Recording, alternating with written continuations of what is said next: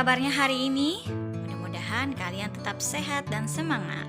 Jangan lupa harus selalu menjaga kesehatan dengan cara mencuci tangan dan membiasakan menggunakan masker saat bepergian. Sebelum kita mulai pembelajaran, sebaiknya kita berdoa terlebih dahulu sesuai ajaran dan kepercayaannya masing-masing. Berdoa dimulai. Hari ini kita masih belajar tentang pertumbuhan hewan. Kelas 3, tema 1, subtema 3, pembelajaran 4. Kemarin kalian sudah belajar tentang pertumbuhan dan perkembangan hewan yang berkembang biak dengan cara yang berbeda-beda. Perhatikan gambar di bawah ini. Ada gambar telur ayam, anak ayam, induk ayam, dan gambar kupu-kupu. Siapa sih yang tidak suka melihat kupu-kupu?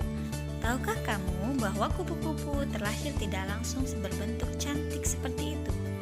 Kupu-kupu bermula dari hewan yang tidak terlalu disukai, yaitu ulat.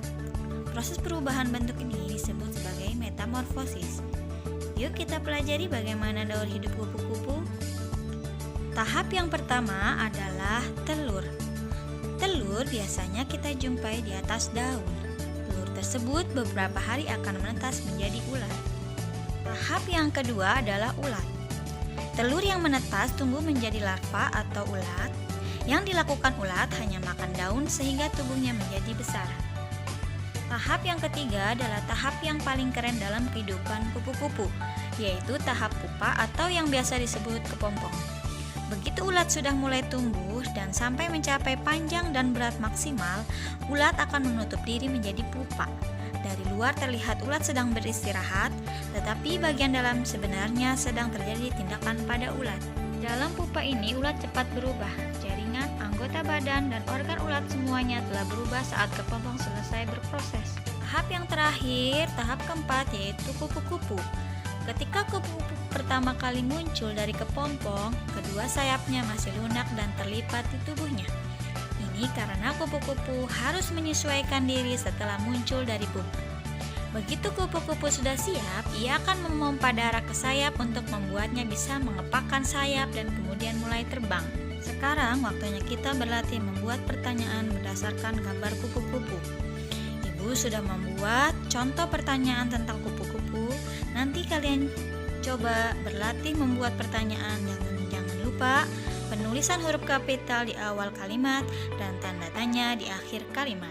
Ada banyak jenis kupu-kupu yang dapat kita temui di sekitar kita. Ukuran kupu-kupu ada yang besar dan kecil, serta bermacam-macam warna dan motif. Mari mencoba menirukan gerakan sesuai tahapan daur hidup kupu-kupu. Lakukan pemanasan terlebih dahulu. Posisi pertama adalah gerak telur. Posisi tidur terlentang sambil mendekap kaki dan badan. Yang kedua adalah gerak ulat. Posisi badan merangkak. Yang ketiga, gerak kepompong. Posisi berdiri, tangan mengepal dan disimpan di kepala.